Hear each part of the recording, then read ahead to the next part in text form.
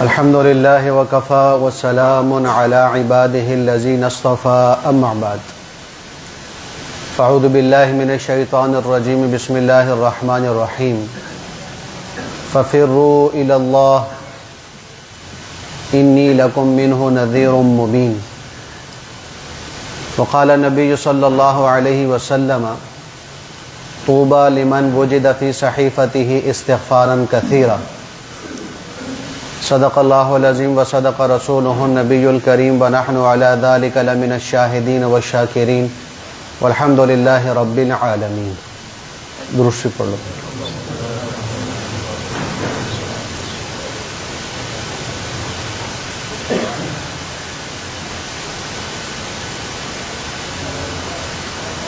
میرے محترم بھائیوں دوستو، آج کی جو گزارش ہے میری وہ روایت سے ذرا ہٹ کر ہے، بیان نہیں، خطاب نہیں، ایک مذاکرہ ہے، ایک سوچ ہے۔ وہ مذاکرہ اور سوچ یہ ہے کہ جب گھروں میں یا خاندان میں کوئی مسئلہ یا کوئی پریشانی آتی ہے تو خونی رشتے والے بھائی یا رشتہ دار آپس میں سر جوڑ کر بیٹھ جاتے ہیں کہ بھی اس مسئلے کا حل نکالنا ہے جس میں ہم پھنسے ہوئے ہیں۔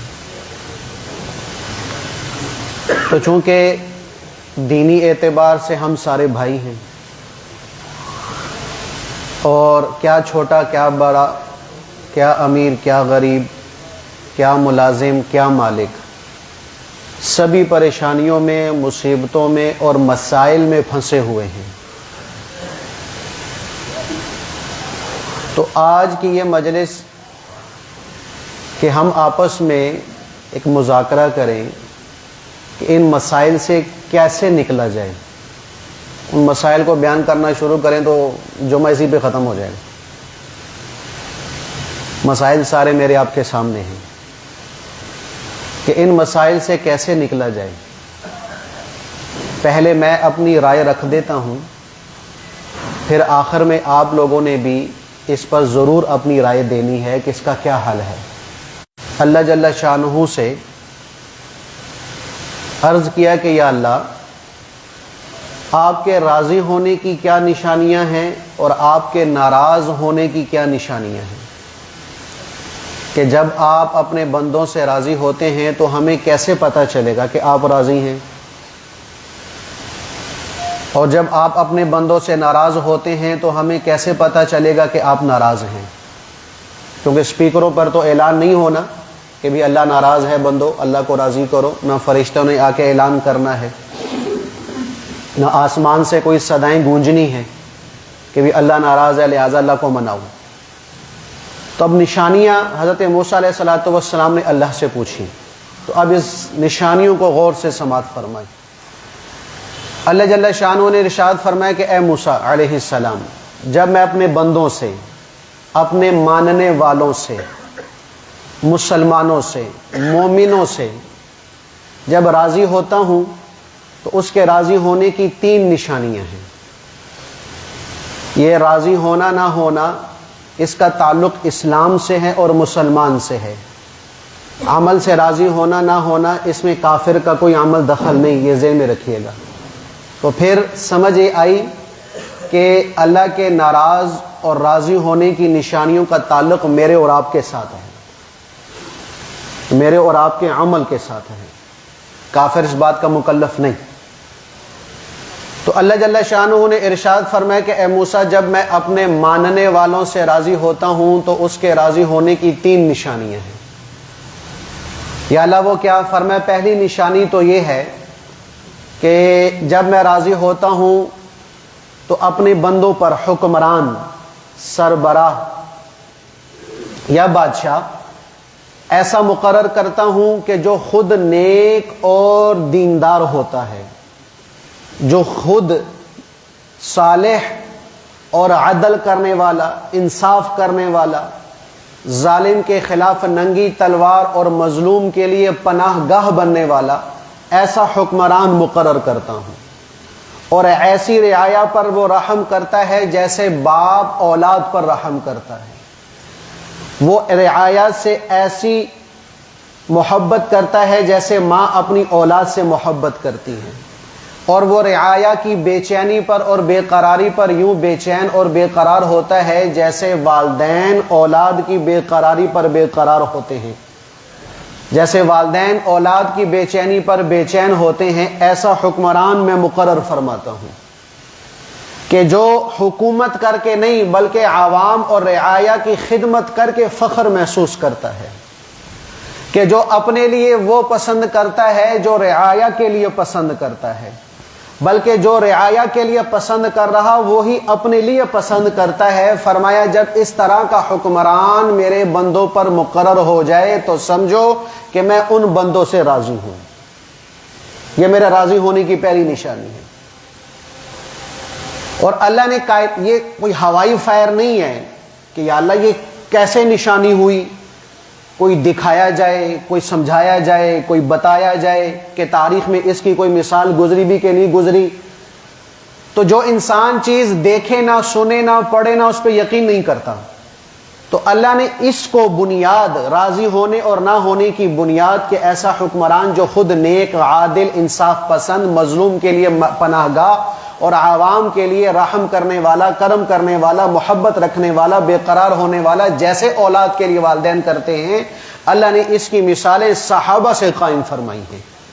حضور نبی کریم صلی اللہ علیہ وسلم کے بعد جو سب سے پہلے خلیفہ بنے، خلیفہ بلا فصل سیدنا ابو بکر صدیق رضی اللہ عنہ، ان کی زندگی سب سے پہلے نمونہ ہے اس امت کے لیے۔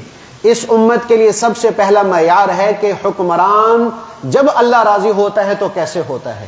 جیسے میں نے عرض کیا کہ اب عوام کے لیے جو پسند کر رہا وہی اپنے لیے پسند کر رہا۔ خیر، سیدنا ابو بکر صدیق رضی اللہ عنہ جب خلیفہ بنے، خلیفہ بننے کے بعد چند دنوں کے بعد ریشم کے چونکہ بہت بڑے تاجر تھے تو وہ تو دکانیں ساری اللہ اس کے رسول کے نام پر خرچ ہو گئی تھی، تو چند کپڑے ریشم کے لیے بازو پہ ڈالے اور بازار چلے گئے۔ خلیفہ وقت ہے، چند کپڑے ریشم کے بازو پہ ڈالے اور بازار بیچنے کے لیے چلے گئے۔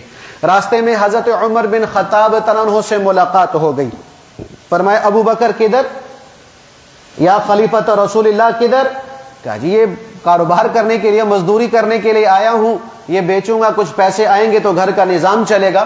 حضرت عمر بن خطاب فرمانے لگے ابو بکر تو اگر ان کاروباروں میں پڑ گئے تو حکومت کون سنبھالے گا، خلافت کون سنبھالے گا، رعایا کی ضرورتیں کون پوری کرے گا، رعایا کا خیال کون کرے گا؟ تو حضرت ابو بکر نے فرمایا کہ اے عمر پھر میرے گھر کا راشن کیسے چلے گا، گھر کا نظام کیسے چلے گا، گھر کے چولہا کیسے چلے گا؟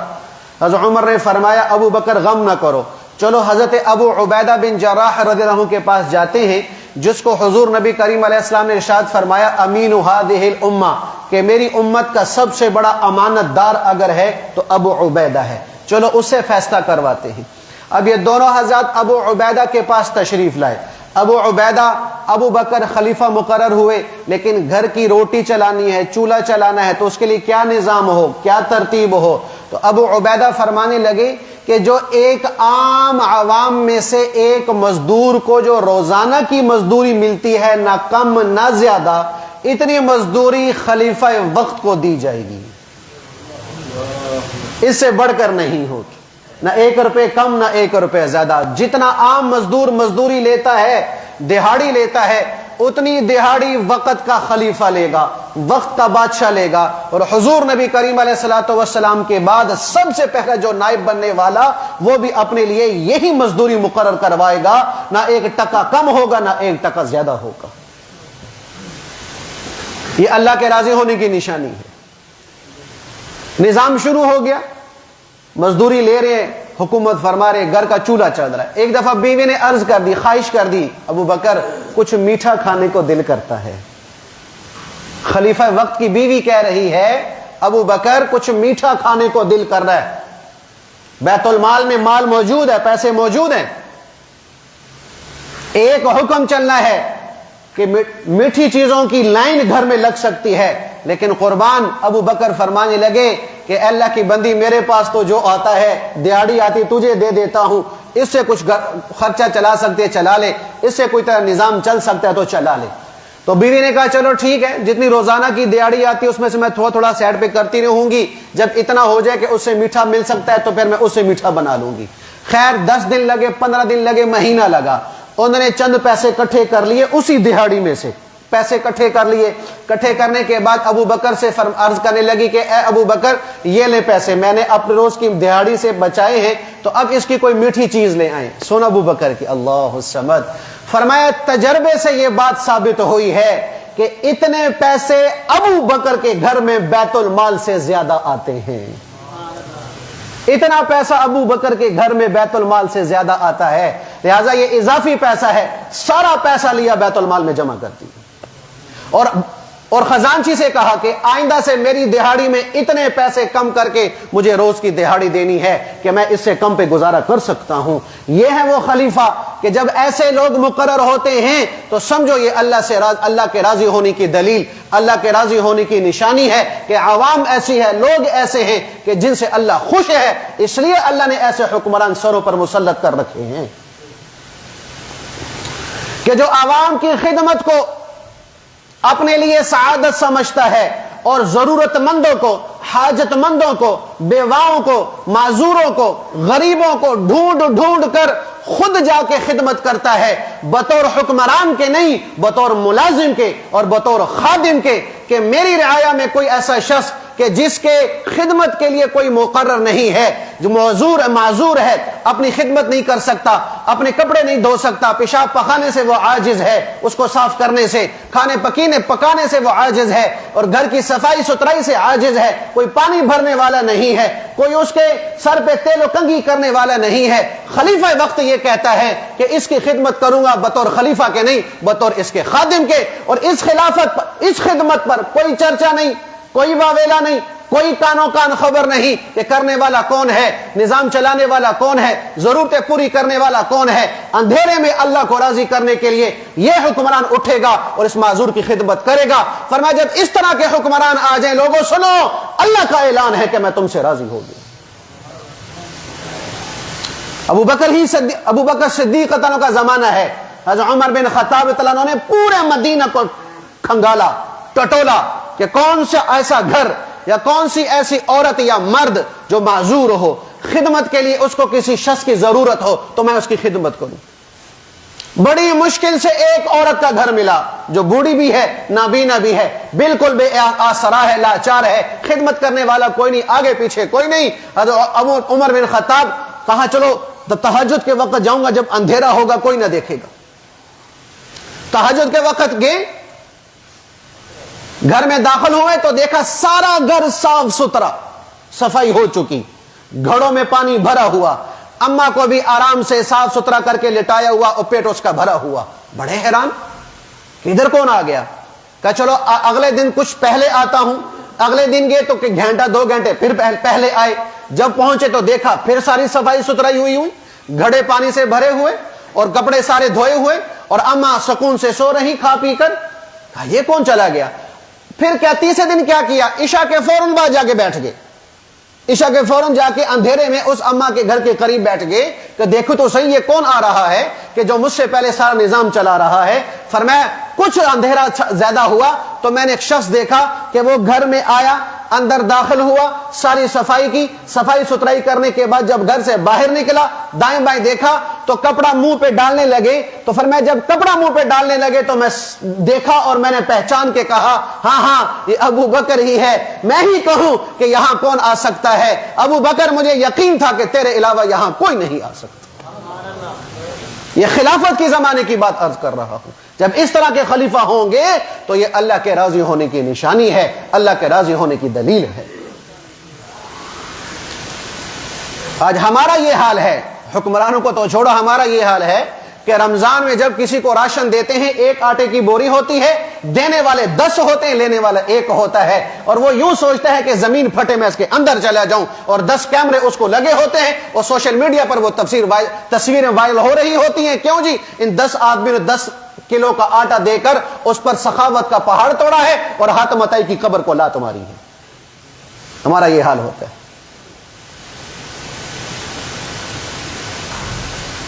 اور میں نے ایک یتیم بچے کا قصہ پڑھا, اس کو دینے کے لیے, گھر دینے کے لیے لوگ نا راشن دینے کے لیے آئے کہ بھئی آپ راشن لے لو. تو اور ساتھ کوئی کیمرے بھی تھے. تو بچہ باہر آیا, جب اس نے کیمرے دیکھے اندر واپس چلا گیا. پھر دروازہ کھٹکھٹایا, پھر آیا, بھئی راشن نہیں لینا؟ کہا نہیں جی ہمیں راشن کی ضرورت نہیں ہے. کہا کیوں؟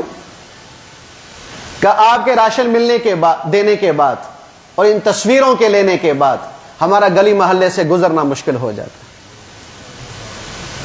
کہ یہ ہے وہ یتیم اور مسکین اور بیوہ اور محتاجوں کا گھر, اور یہ غریب فقیر ہیں, یہ لوگوں کے راشن پہ پلتے ہیں, ہمیں لوگوں کی تانے سننے پڑتے ہیں. آپ کی نیکی آپ کو مبارک. حکومت کا تو کیا کہنا, 5 لاکھ کا چیک ہوتا ہے, کیش ہی نہیں ہوتا, پتہ نہیں کڑے بینک چ پہ ہوتا ہے, کنگال بینک ہوتا ہے, غالباً کنگال بینک کا چیک ملتا ہے.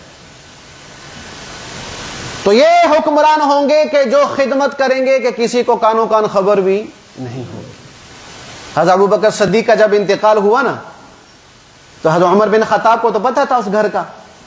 تو پھر پہلی رات ہے حضرت عمر کے جو ہے خلافت کی پہلی رات, حضرت عمر خدمت کے لیے گئے, صفائی کی, پانی بھرا, روٹی لا کر نا اماں کے سامنے رکھ دی, اماں روٹی کھاؤ.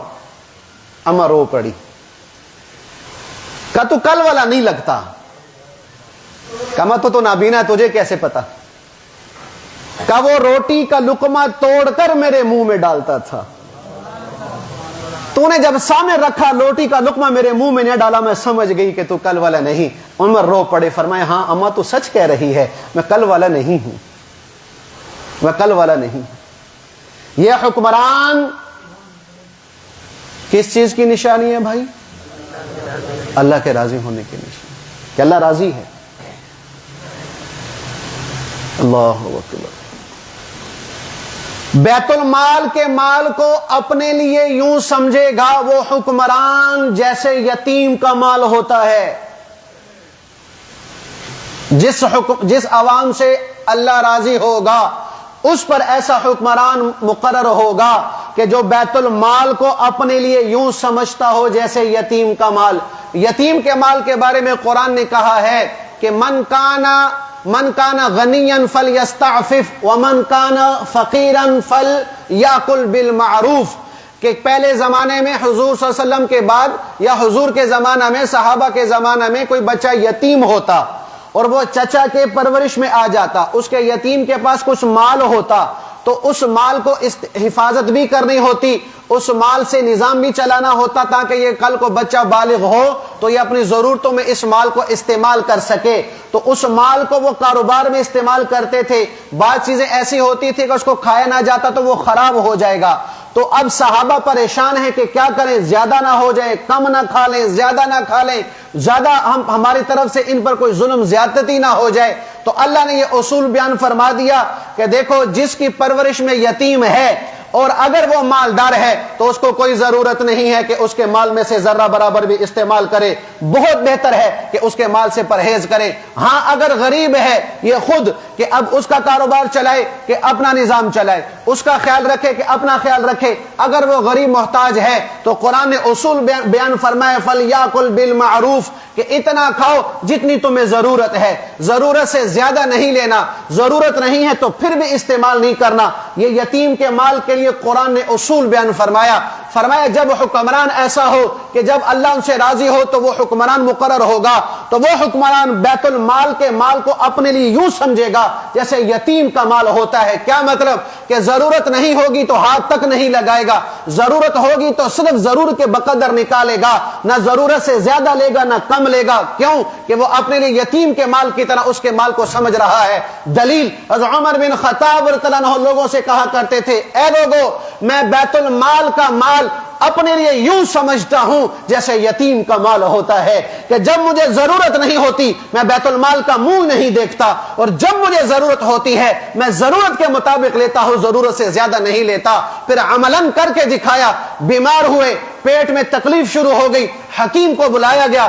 حکیم نے بتایا کہ بھی آپ کے مرض کا علاج یہ ہے کہ آپ کو شہد کھانا پڑے گا, شہد کی ضرورت ہے, شہد آپ کی بیماری کا حل ہے. تو شہد اس وقت ایک گلاس کے برابر جو ہے وہ بیت المال میں پڑا ہوا تھا. عبداللہ ابن عمر رضی اللہ عنہ وہ بھاگے, حضرت عمر کے بیٹے بھاگے, کہا بیٹا کدھر جا رہے ہو؟ کہا با شہد پڑا ہوا بیت المال میں, حکیم نے جو آپ کو علاج مقرر کیا ہے کہ شہد کھائیں گے تو آپ صحت یاب ہو جائیں گے, آپ نے سنا نہیں؟ وہ تو میں شہد لینے کے لیے جا رہا ہوں. کہا صبر کرو, جانے کی ضرورت نہیں ہے.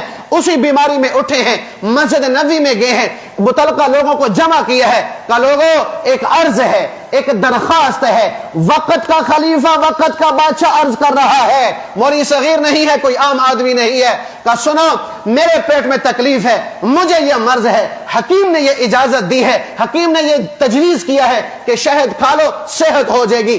اگر آپ اجازت دیں, شہد بیت المال میں پڑا ہوا ہے, آپ اجازت دیں تو عمر وہ شہد استعمال کر لے, آپ اجازت نہیں دیں گے تو وہ شہد میرے لیے حرام ہے. لوگوں نے کہا امیر المومنین ہماری طرف سے اجازت ہے, اجازت ملی ہے. پھر عمر بن خطاب نے وہ شہد استعمال کیا, ورنہ نہ اجازت دیتے تو یتیم کے مال کے طرح اب اس مال کو سمجھ رہے تھے. یہ نشانی ہے اس طرح سے حکمران کی کہ اللہ راضی ہے, اللہ ان سے راضی ہے.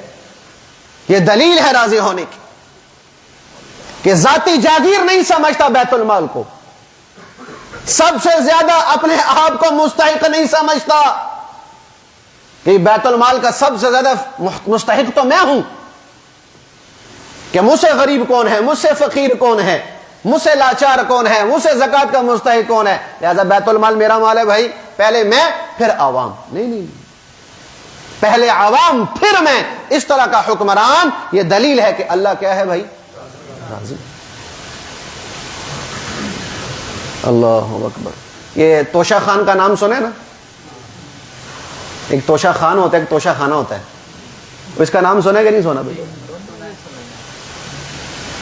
اب یہ توشہ خانہ کیا ہوتا ہے کہ وقت کا بادشاہ, وقت کا وزیر اعظم کسی ملک میں جائے تو وہ ان کو کوئی تحفے تحائف دے, اس کو کیا کہتے ہیں؟ یہ کہاں جمع ہوتا ہے؟ کس کا حق ہوتا ہے؟ ایسے کہہ رہے ہیں نا, یہ تو میں تو کہہ رہے ہیں. شریعت کیا کہتی ہے کہ توشہ خانہ پر کس کا حق ہے؟ اللہ اکبر. روم سے ایک سفیر آیا حضرت عمر بن خطاب سے ملاقات کے لیے. حضرت عمر بن خطاب کی بیوی کو پتہ چلا تو انہوں نے 1 دینار ادھار لیا, اس کی خوشبو منگوائی اور کئی شیشیاں کٹھی کروائیں. ان ساری شیشوں میں ان خوشبو کو بھر کے اس سفیر کو بھجوا کے کہا کہ یہ روم کے جو بادشاہ ہے اس کی بیوی کو میری طرف سے ہدیہ دے دینا. خلیفہ کی بیوی, اس کو ہم کہتے ہیں خاتون اول, ہمارا لقب یہ ہوتا ہے نا, خاتون اول لقب دیتے ہیں نا پاکستان والے. خاتون اول کی طرف سے آپ کو کیا پہنچا ہے جی؟ ہدیہ پہنچا. اب جب روم وہ سفیر وہ خوشبوئیں لے کر پہنچا اور بادشاہ کی بیوی کے سامنے ان خوشبوؤں کو رکھا اور عرض کیا کہ یہ عمر بن خطاب مسلمانوں کے امیر کی بیوی نے, زوجہ نے, خاتون اول نے آپ کو ہدیہ بھیجا ہے. اب چونکہ وہ روم کی بادشاہ کی بیوی تھی, رومن امپائر ایک بڑی طاقت تھی اس وقت, سپر پاور طاقت, اس نے کیا کیا, ساری شیشوں کو خالی کیا, اس میں ہیرے بھر دیے, ہیرے جواہرات بھر کے ان کو کاسے سے کہا کہ جاؤ واپس عمر بن خطاب کی بیوی کو میری طرف سے ہدیہ دے دو. اب وہ ہدیہ آ گیا, مدینہ پہنچ گیا. اب عمر بن خطاب رضی اللہ عنہ گھر میں نہیں تھے. جب گھر میں نہیں تھے تو بیوی کو وہ ہدیے مل گئے, انہوں نے ساری شیشوں سے باہر نکال اور کپڑے پر اس کو بچھا دیا, اور اب ان کو دیکھ رہی ہیں, اس کی چمک دمک دیکھ رہی ہیں. اتنے میں عمر بن خطاب گھر تشریف لائے. فرمایا فلانی یہ کیا ہے, یہ کیا چیز ہے؟ امیر المومنین میں نے اس طرح 1 دینار ادھار لیا, خوشبو خریدی, شیشوں میں بھری, روم کے بادشاہ کی بیوی کو ہدیے میں بھیجا, اس نے بدلے میں خوشبو نکال کر ان شیشوں کو ہیروں سے بھر کر مجھے ہدیہ بھیجا, مجھے ہدیہ بھیجا, یعنی یہ میرا مال ہے, یہ میرا مال ہے. عمر بن خطاب نے فرمایا اچھا یہ بتاتا ہوں کس کا مال ہے. سارے ہیرے لیے, سب کو فروخت کر دیا. فروخت کرنے کا بعد اس کے میں سے 1 دینار نکالا, کہ یہ لے اپنا دینار جہاں سے ادھار لیا اس کو واپس کر، باقی سارا مال بیت المال میں جمع کر کے کہا کہ یہ تیرا حق نہیں ہے، یہ عوام کا حق ہے۔ توشہ خانہ کا اصول یہ ہے، ہاں حضور نبی کریم صلی اللہ علیہ وسلم، بخاری کی حدیث ہے کہ عامل مقرر کرتے تھے، عامل جو مختلف علاقوں پہ جا کے لوگوں سے زکوٰۃ وصول کرتے تھے، پھر حضور نبی کریم علیہ الصلوۃ والسلام کے پاس آتے، پھر حضور اس کو تقسیم فرماتے تھے۔ تو ایک عامل کو کئی لوگوں نے اپنی طرف سے ہدیے بھی دیے کہ بھی آپ دور سے ہیں، لو یہ خوشبو لے لو، یہ جوتی لے لو، یہ کپڑا لے لو، مثال دے رہا ہوں۔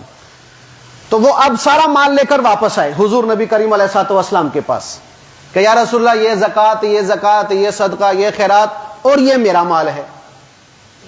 جو ہدیے اس کو ملے تھے نا کہ جی یہ میرا مال ہے، جی مجھے یہ ہدیے ملے، اس میں میرا حق ہے۔ حضور نبی کریم علیہ الصلوۃ والسلام غصہ آ گیا، ممبر پر بیٹھے کہ بعض لوگ جن کو ہم مقرر کرتے ہیں زکوٰۃ وصول کرنے کے لیے اور ان کو کچھ ہدیے مل جاتے ہیں تو ان ہدیوں کے مالک بن جاتے ہیں۔ فرمایا جس کا مفہوم یہ بنتا ہے کہ تم میری طرف سے عامل بنے بغیر جاؤ، پھر میں دیکھتا ہوں کہ تمہیں کتنے تحفے ملتے ہیں۔ یہ تو تمہیں ہم نے مقرر کیا، ہماری طرف سے تمہاری نسبت ہے، ہمارے ساتھ تمہارا تعلق ہے، اس لیے تمہاری لوگ عزت کرتے ہیں۔ میری نسبت چھوڑو، عامل کی نسبت چھوڑو، ایک عام آدمی بن کر جاؤ لوگوں کے پاس، پھر میں دیکھتا ہوں کہ تمہیں کتنے تحفے تحائف ملتے ہیں۔ اسی طرح کوئی وزیر اعظم، کوئی بادشاہ، کوئی صدر، کوئی ایم پی اے، کوئی ایم این اے، کوئی سرکاری عہدے والا یا اس کے تعلق والا کسی ملک میں جاتا ہے تو اس کو اگر کوئی ہدیہ ملتا ہے تو گورنمنٹ کی نسبت سے ملتا ہے، حکومت کی نسبت سے ملتا ہے، اور جو چیز حکومت کو ملتی ہے اس پہ عوام کا حق ہوتا ہے، ان بادشاہ میں سے کسی کا بھی حق نہیں ہوتا۔ یہ شرعی اصول ہے۔ اور ایک اور بات کہوں، شاید آپ ناراض ہو جائیں تو کوئی ٹینشن نہیں، ہو جاؤ، نہیں ناراض آپ نے نہیں ہونا۔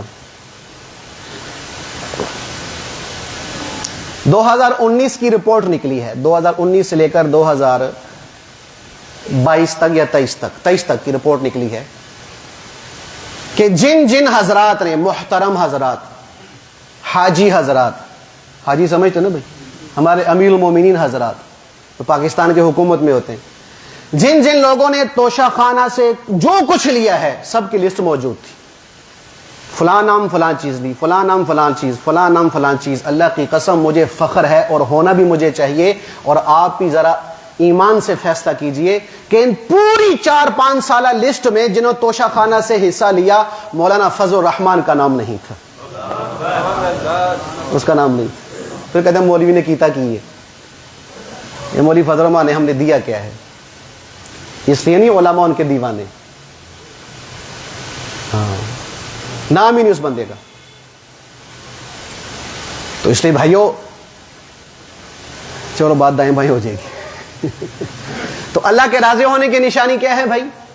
بولو بھائی، حکمران کیا ہوگا؟ نیک ہوگا۔ یہ کس بات کی دلیل ہے کہ اللہ راضی ہے؟ دوسری نشانی اللہ جل شانہ ارشاد فرمائی، دوسری نشانی یہ ہے کہ میں مال سخیوں کو دوں گا۔ کس کو دوں گا بھائی؟ سخیوں کو مال دوں گا کہ وہ اپنی ذات پر لگانے کی بجائے ضرورت مندوں پر لگا کر خوش ہوگا۔ اپنی ضرورتیں بعد میں پوری کرے گا، پہلے ضرورت مند کی ضرورت کو پوری کرے گا، محتاج کی، بیوہ کی، یتیم کی، اور غریب کی، اور مسافر کی، اور فقیر کی، اور پڑوس والے کی، دائیں بائیں والے کی، محتاج کی، اس کی ضرورت کو آگے رکھے گا، اپنی ضرورت کو پیچھے رکھے گا۔ فرمایا جب مال ان جیسے لوگوں کے پاس آ جائے کہ جو غریب کی فریاد مجھ تک پہنچنے سے پہلے پوری کر دے، کہ اس کی آہ مجھ تک پہنچنے نہ دے، اس کی ضرورت وہ اپنی زبان پہ میرے تک پہنچانے پر، زبان پر لانے کے لیے وہ نہ آئے، یہاں تک اس کو موقع نہ ملے کہ وہ بندہ اس کی ضرورت کو پوری کر دے، ان جیسے لوگوں کے پاس جب مال آ جائے تو سمجھو میرے بندوں میں تم سے راضی ہوں، کہ جو لوگوں کی ضرورت پوری کرے گا۔ ہمارے استاد کے پاس ایک شخص آیا، کپڑے کچھ ہلکے سے پھٹے لکھے تھے نا، پر فرمایا میاں صاحب، مالدار تھا بڑا، کہ میاں صاحب کچھ اپنے پہ بھی کوئی 1000-2000 لگا دیں۔ وہ میاں صاحب کہنے لگے بیٹا جب اپنے پہ لگانا شروع کر دوں گا پھر لوگوں پر لگانے کو دل نہیں کرے گا، اس لیے اپنے پہ نہیں لگاتا۔ عثمان، حضور صلی اللہ علیہ وسلم کے پاس ایک سائل آیا کہ رسول اللہ مدد، فرمایا عثمان کے پاس چلے جاؤ، حضرت عثمان کے پاس۔ رضی اللہ عنہ. اب دروازے گھر کے قریب پہنچے تو لمبے چوڑے گھر تو نہیں ہوتے، چھوٹے گھر، اندر سے آواز آ رہی ہے بیوی کی اور حضرت عثمان کی. حضرت عثمان فرما رہے ہیں بیوی سے کہ تو نے اس بتی میں یعنی لالٹین میں موٹی بتی کیوں رکھی؟ موٹی بتی رکھتی ہے تو وہ تیل زیادہ پیتا ہے، چھوٹی بتی رکھا کر تاکہ تیل زیادہ استعمال نہ ہو. تو بار فقیر کہنے لگا کہ بھی یہ بیوی سے تیل پہ لڑ رہا ہے تو مجھے کیا دے گا؟ جو بتی کے موٹے پتلے ہونے پہ لڑ ہے مجھے کیا دے گا؟ کہا خیر چلو حضور علیہ السلام نے بھیجا ہے تو چلے جاتا ہوں. دروازہ دستک دی، حضرت عثمان باہر آئے. جی اللہ کے نبی نے بھیجا ہے، ضرورت مند ہوں پوری فرما دے. اندر گئے، ایک تھیلی لے کر اس کے ہاتھ میں رکھی. اس نے تھیلی کھولی تو اس میں کئی سو دینار تھے، کئی سو دینار. تو کہہ رہے عثمان ایک بات تو بتاؤ. کہا کیا بات؟ کہا ابھی تو اندر بیوی سے بتی کے موٹے پتلے ہونے پہ لڑا تھا کہ تیل زیادہ ہو گیا تو کم کرنا چاہیے. میں نے تجھ سے مانگا، تو نے مجھے اتنا دے دیا جو میری نسلوں کو کافی ہو رہا ہے، اتنا تو نے مجھے دے دیا. ماجرا سمجھ نہیں آیا. فرمائے وہ جو اندر جس بات پہ لڑ رہا تھا وہ اپنی ذات پہ لگا رہا ہوں اور میں نے اس کا حساب دینا ہے، اس لیے پھونک پھونک کر میں قدم اٹھا رہا ہوں کہ اتنا نہ لگاؤں کہ کل کو حساب دینا مشکل ہو جائے. اور یہ میں نے تجھے نہیں دیے تو میں نے اللہ کو دیے ہیں، قیامت کے دن اللہ مجھے اپنے خزانے سے واپس کرے گا. ایسے سخیوں کو مال دوں گا، ایسے سخیوں کو مال دوں گا. ایک سخاوت کا بادشاہ گزرا ہے، حسن بن علی، جسے علی اصغر بھی کہتے ہیں، اور ان کو زمانے لقب دیا ہے زین العابدین، کہ عبادت کرنے والوں کی زینت، اتنی بڑی عبادت کرتے تھے. امام مالک رحمۃ اللہ علیہ فرماتے ہیں کہ مجھے یہ بات پہنچی ہے کہ امام زین العابدین رحمۃ اللہ علیہ وفات تک ہر روز 1000 نفل پڑھا کرتے تھے. فاطمہ کی نسل میں سے حضور کا خون ہے، علی کا لخت جگر ہے، حسین کا دل کا قرار ہے، علی اصغر زین العابدین رحمۃ اللہ علیہ رضی اللہ عنہ. ان کا یہ قول ہے، یہ فرماتے ہیں کہ جو آدمی رات کو چھپ چھپ کر صدقہ کرتا ہے تو یہ اندھیرے کا صدقہ اللہ کے غصے کو سب سے زیادہ ٹھنڈا کرنے والا ہے. سب سے زیادہ ٹھنڈا کرنے والا یہ عمل ہے کہ جب رات کے اندھیرے میں یعنی دائیں ہاتھ سے خرچ کر رہا، بائیں کو پتہ ہی نہیں چل رہا، اس انداز سے جو صدقہ کرے گا اس کی وجہ سے اللہ کا غصہ جلدی ٹھنڈا ہوگا. کرتے تھے. جب ان کا انتقال ہوا، غسل دیا جا رہا تو غسل کے دوران ایک شخص نے دیکھا کہ ان کے جسم پر کچھ نشان پڑے ہوئے، جیسے کوئی بوجھ اٹھاتا ہے. کمر پر نشان پڑے ہوئے ہیں، یہ کندھوں پر نشان پڑے ہوئے ہیں سرخ سرخ رنگ کے. تو کسی نے پوچھا یہ کیا چیز ہے؟ تو پھر بتانے والے نے بتایا کہ بھئی ان کی وفات کے بعد پتا چلا کہ زندگی میں جب تک یہ زندہ تھے پورے اس علاقے میں 100 گھر ضرورت مندوں کے ایسے تھے کہ جن کی ساری ضرورت زین العابدین رضی اللہ عنہ اکیلے پورا کرتے تھے. اور جب تک زندہ رہے ان 100 گھر والوں میں سے کسی کو نہیں پتا چلا کہ یہ ہماری گھر کی ضرورت پوری کرنے والا کون ہے. کہ زین العابدین رضی اللہ عنہ رات کو اٹھتے تھے جب سارے لوگ سو جاتے، بوریاں اپنے کندھوں پر اٹھاتے اور ہر ضرورت مند کے دروازے پر وہ بوری رکھ دیتے تھے. صبح وہ تہجد کے لیے نماز کے لیے اٹھتا تھا، دروازہ کھولتا تھا تو بوری باہر پڑی ہوتی تھی، بوری اندر کر لیتا تھا. اس طرح پوری زندگی 100 گھروں کا راشن، 100 گھروں کی ضرورت اکیلا زین العابدین خود بوریاں اٹھا اٹھا کر مزدوروں کی طرح ان کے گھروں میں جا کر دیا کرتا تھا. جب وفات ہوئی ہے تو پھر پتا چلا اوئے ہوئے ان 100 لوگوں کی ضرورت پوری کرنے والا تو یہ مرد قلندر تھا. ورنہ زندگی میں پتہ نہیں چلا کہ ہماری ضرورتیں پوری کرنے والا کون ہے. یہ وہ سخاوت کے بادشاہ ہیں. ان جیسے لوگوں کے پاس مال تھا. ان کا بیٹا کہتا ہے کہ میرے ابا نے زندگی میں 2 دفعہ سارا مال اللہ کے نام پر دیا کہ اس جیب میں پھوٹی کوڑی بھی نہیں تھی. 2 دفعہ ایسا کیا ہے، سارا ہی مال دے دیا اللہ اس کے رسول کے نام پر. 2 دفعہ زندگی میں ایسا کیا، اللہ نے پھر دے دیا. طواف کر رہے تھے، بیت اللہ میں طواف کے لیے آئے تو ان سے پہلے ہشام بن عبد الملک آیا، بادشاہ کا بیٹا، خلیفہ بھی تھا غالب اس علاقے کا. تو جب وہ آیا تو لوگ دائیں بائیں نہیں ہوئے تو لوگوں کو دائیں بائیں کرنا پڑا کہ بھی آگے پیچھے ہو. جب بھی ہشام آیا ہوا ہے بھی تمہارا حکومتی بڑا سربراہ ہے تو اس نے جی حجر اسود کا بوسہ لینا ہے. تو لوگوں کو دائیں بائیں کیا گیا، پھر جا کے اس نے بوسہ لیا. تھوڑی دیر کے بعد دیکھا کہ زین العابدین رضی اللہ عنہ تشریف لائے مطاف میں. لوگ دائیں بائیں خود دائیں بائیں ہو گئے، راستہ چھوڑ دیا اور حجر اسود کو بالکل خالی کر دیا. زین العابدین تشریف لائے، بوسہ دیا، طواف شروع کر دیا. ایک شخص کھڑا تھا، کہا یہ کون ہے؟ یہ کون شخص ہے جس کے لیے کہ ہشام کے لوگ آگے پیچھے نہیں ہوئے, زین العابدین کے لوگ آگے پیچھے ہو گئے؟ تو ہشام کو تو پتا تھا کہ یہ کون ہے, کہ میں نہیں جانتا کہ یہ کون ہے. ہشام نے انکار کر دیا, میں نہیں جانتا, کہ اگر میں کہہ دوں میں جانتا ہوں تو اس کی عزت اور بڑھ جائے گی, میری محبت نہیں رہے گی, اس کی محبت بڑھ جائے گی. تو اس زمانے کا شاعر گزرا ہے, فرزدق شاعر گزرا ہے. تو اس نے وہاں پر 2-3 اشعار پڑھے. ان کا مفہوم یہ بنتا ہے, ہائے ہائے تو کہتا ہے کہ تو اس کو نہیں جانتا, یہ وہ ہے کہ جس کو حرم بھی جانتا ہے, حل بھی جانتا ہے, اور مکے کا پتھر کا ذرہ ذرہ بھی جانتا ہے کہ یہ کون ہے. تو کہتا ہے کہ یہ کون ہے. جب یہ تعریف کی نا تو فرزدق کو ہشام نے قید کر لیا, عسفان میں قید کر لیا. زین العابدین کو پتہ چلا کہ عسفان میں اس کو قید کر دیا, تو 1000 دینار ہدیے کے طور پر فرزدق کے پاس بھیجا امام زین العابدین رضی اللہ عنہ نے, اور کہا کہ میرے پاس اس وقت اتنے تھے, اور بھی ہوتے تو میں اور بھی تجھے بھیجتا. فرزدق نے کہا حضرت میں نے جو اس وقت تعریف کی ہے آپ کی تو اللہ اس کے رسول کو راضی کرنے کے لیے کی ہے, پیسوں کے لیے نہیں کی ہے, لہذا پیسے لے لیں. حضرت زین العابدین نے فرمایا فرزدق جو چیز ہمارے جیب سے یا ہمارے گھر سے نکل جاتی ہے وہ واپس نہیں آتی, وہ واپس نہیں آتی, اب تیرے ہی پاس ہے.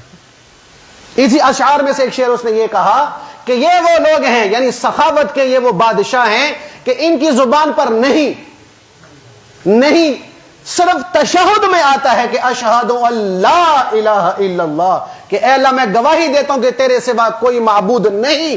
کہا یہاں ان کی زبان سے تو نہیں سنے گا, ورنہ دن رات جب بھی اس کے گھر پہ جائے گا تو اس کی زبان سے نہیں سنے گا, تیری ضرورت کو پورا کرے گی. یہ وہ سخی لوگ ہیں.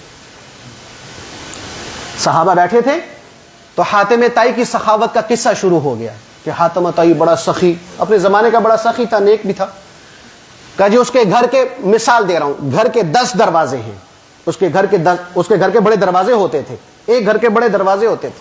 وہ کہنے لگا کہ اگر اس کے مثلا 10 دروازے ہیں تو ایک فقیر پہلے دروازے پہ آیا تو مثلا اس کو دے دیا 100 روپیہ, لو بھی 100 روپے. وہی فقیر دوسرے دروازے پہ آ گیا تو پھر حاتم طائی ماتھے پہ بلی ڈالتا تھا, پھر وہاں 100 روپے دیتا تھا جتنا پہلے دروازے پہ دیا, پھر دوسرے دروازے پر 100 روپیہ, تیسرے پہ آ گیا پھر وہی فقیر 100 روپیہ. یعنی جتنے دروازوں پہ جاتا تھا حاتم طائی ماتھے پہ بل نہیں لاتا تھا, جتنے پیسے اس نے پہلے دروازے پہ دیے ہوتے تھے ہر دروازے پہ اتنا پیسہ اس فقیر کو دیتا تھا. کہ یہ سخی تھا. صحابی بول پڑے, کہا یہ کیا سخاوت ہے؟ کہ سخاوت دیکھنی تو محمد مصطفیٰ صلی اللہ علیہ وسلم کی دیکھو کہ جو فقیر حضور کے دروازے پہ آتا حضور اس کو اتنا دیتے کہ وہ کسی اور در کا محتاج ہی نہیں ہوتا تھا, کسی اور در کا محتاج ہی نہیں ہوتا تھا کہ کہیں اور چلا جائے. فرمایا جب مال ایسے سخیوں کے پاس ہو تو سمجھو کیا ہوں میں. تیسری نشانی, تیسری نشانی یہ ہے میرے راضی ہونے کی کہ وقت پر بارش برساتا ہوں. وقت پر بارش ہوتی ہے, وقت پر بارش ہوگی پیداوار زیادہ ہوگی, پیداوار زیادہ ہوگی نہ قحط سالی ہوگی نہ مہنگائی ہوگی, نہ قحط سالی نہ مہنگائی ہوگی, کہ ضرورت مند کی ہر ضرورت پوری ہو سکے گی, ہر غریب آدمی کا چولہا بھی جل سکے گا, ہر غریب اور مسکین آدمی بھی کوئی دال روٹی گوشت وغیرہ کھا سکے گا جب بارش ہوگی. کیا مطلب؟ ضرورت ہوگی بارشیں برساؤں گا, ضرورت نہیں ہوگی بارشوں کو روک دوں گا, ایک قطرہ بھی آسمان سے نہیں گرے گا. کتنی نشانی ہوگی اللہ کے راضی ہونے کی؟ جی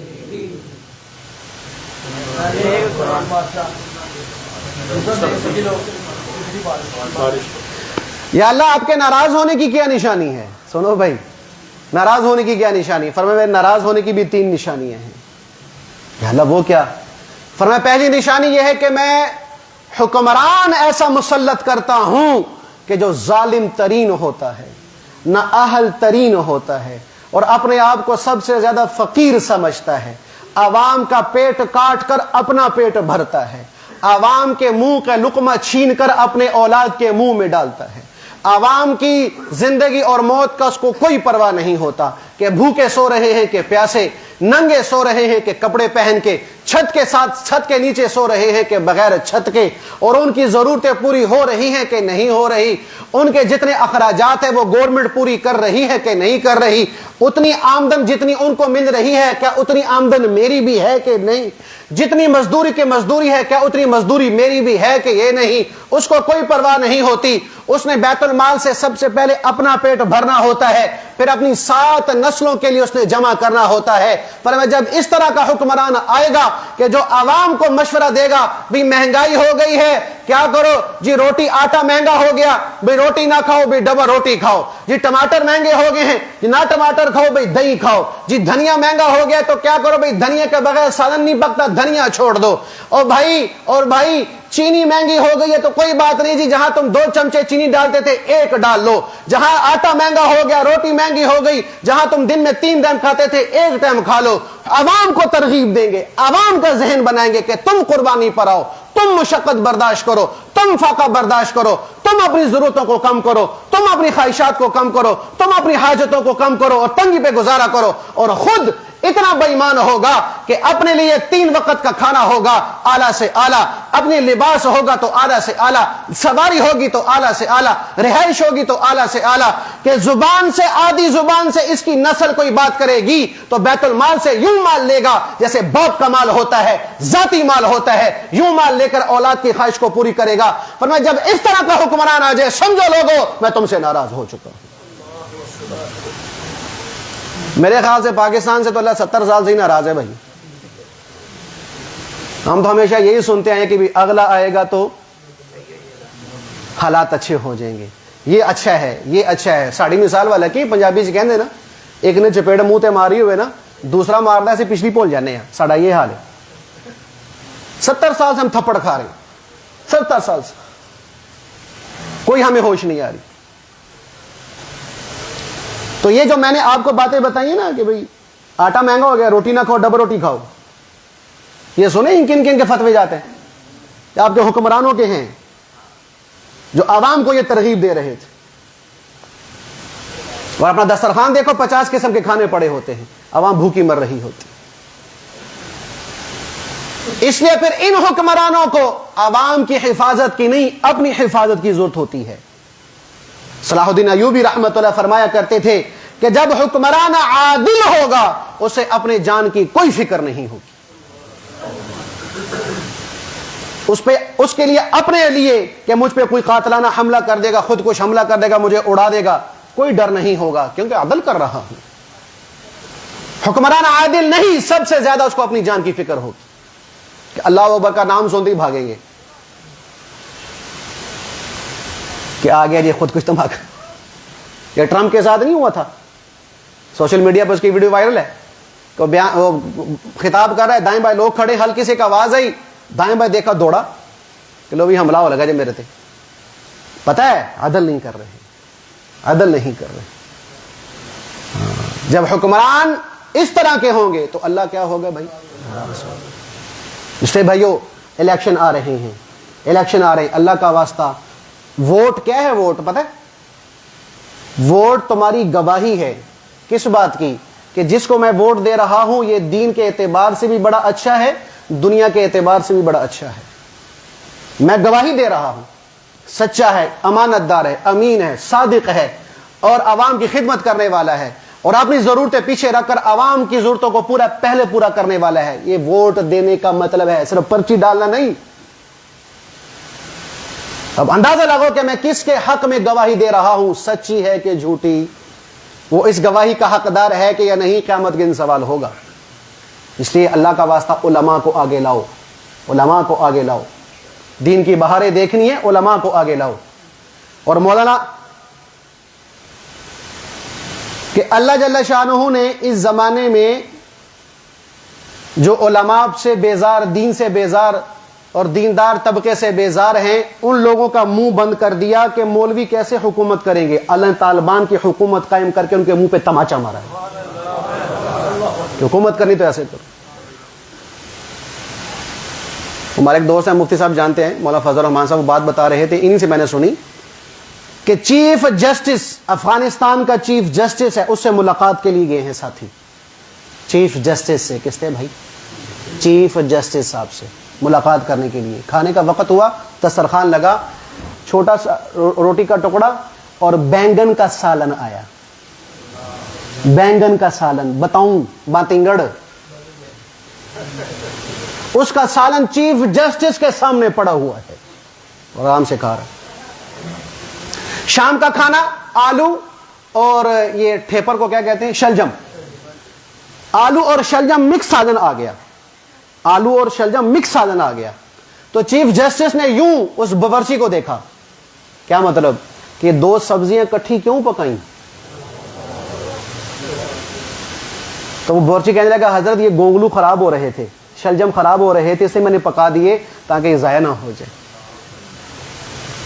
کہتے ہیں علماء حکومت نہیں کر سکتے.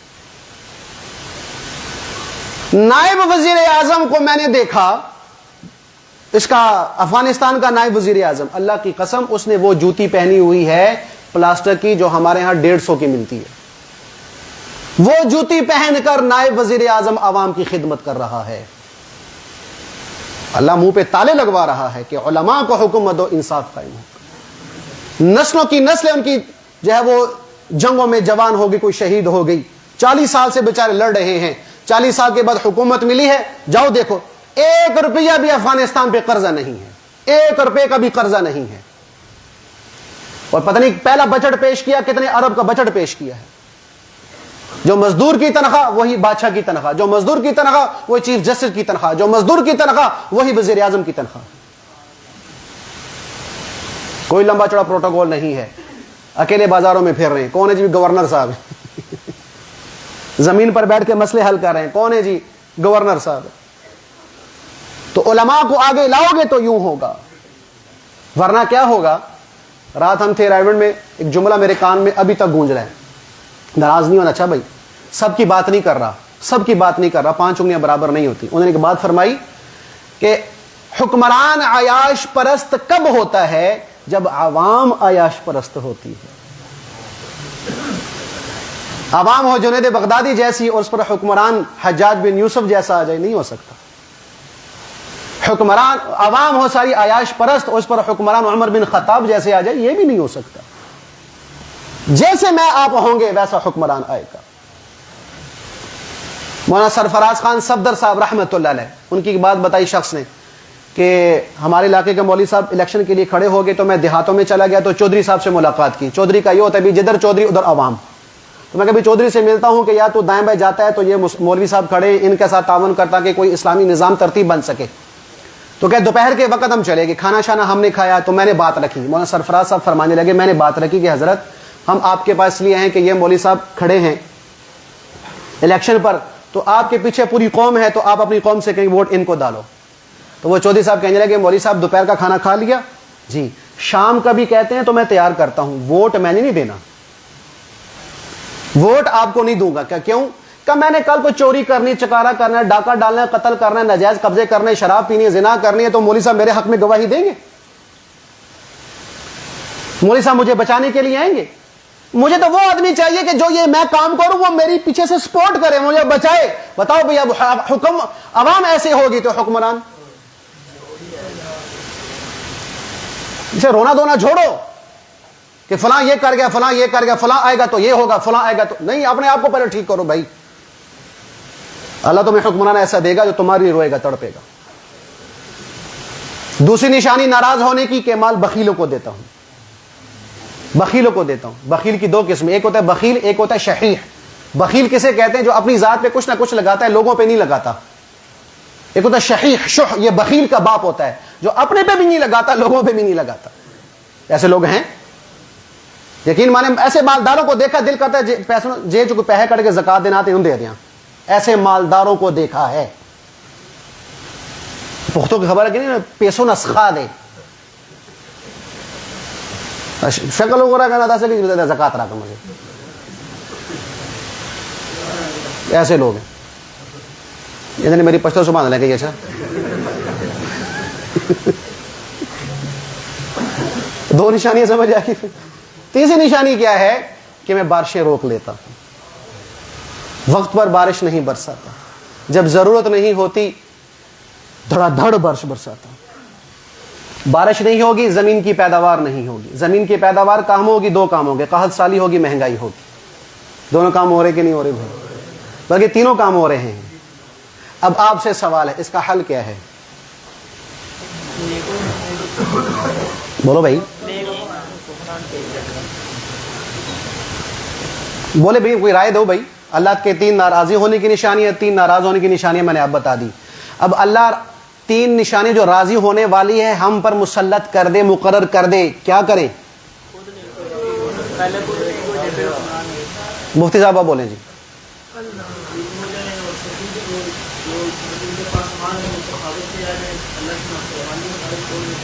और जी को राय दे, माशा मुफ्ती साहब ने फरमाया। और कोई राय किसी के दिल में बात आ रही बताओ भाई, जल्दी करो, 2 मिनट रह के फिर नमाज खड़ी करी।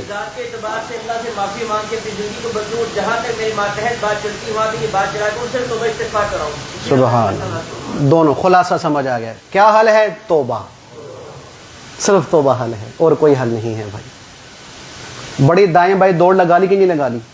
तौबा करके देख लो, तौबा करके भी देख ले इंशाअल्लाह। तौबा करो, 5 कुरान में वादे हैं, तौबा पे 5 वादे हैं। सूरह नूह में अल्लाह ने फरमाया है कि युरसिलिस समा अलैकुम मिदरारा, बारिशें बरसाऊंगा, व युमदिदकुम बिअमवाल व बनीन, माल दूंगा, बेटे दूंगा, वयजअल लकुम जन्नात, तुम्हें बागात दूंगा, वयजअल लकुम अनहार, और नहरें बरसा दूंगा। 5 वादे हैं, 5 वादे हैं। आदम अलैहिस्सलाम जब आसमान से नीचे उतरे, जन्नत की 2-4 चीज़ें थी, एक चीज़ अल्लाह ने और साथ उतारी, वो उतारा इस्तिग़फ़ार। अस्तग़फ़िरुल्लाह अल-अज़ीम अल्लज़ी ला इलाहा इल्ला हुवल हय्युल क़य्यूम व अतूबु इलैहि, ये इस्तिग़फ़ार उतारा। फरमाया आदम, मेरा बंदा जो 3 दफ़ा इखलास के साथ गुनाहों पर निदामत रखते हुए, गुनाह को छोड़ते हुए, ना करने की नीयत से 3 दफ़ा ये पढ़ेगा, मैं उसके सारे गुनाह माफ़ कर दूंगा। इससे भाइयों खुद भी तौबा करें, जैसे भाई ने फरमाया, मातहतों से तौबा करवाएं, लोगों से तौबा करवाएं। जहां हम बैठे, घर में, कारोबार में, रिश्तेदारों में, बाजार में, जहां भी महफिल में हो, लोगों से को भी तौबा करो। इसके अलावा हमारा पुरसान हाल कोई नहीं है, इसके अलावा हमारे पास कोई हल नहीं है, इसके अलावा हमारी ज़रूरतें को पूरा करने का और कोई तरीक़ाकार नहीं है। तो सब इंशाल्लाह इस पे आते हैं भाई, सब तौबा करते हैं इंशाल्लाह। मैं भी करूँ, आप भी करें, पूरी दुनिया से तौबा करवाएं। अल्लाह की बारगाह में दुआ है, अल्लाह अमल की तौफीक दे। सिर्फ 1 मिनट में बात करें।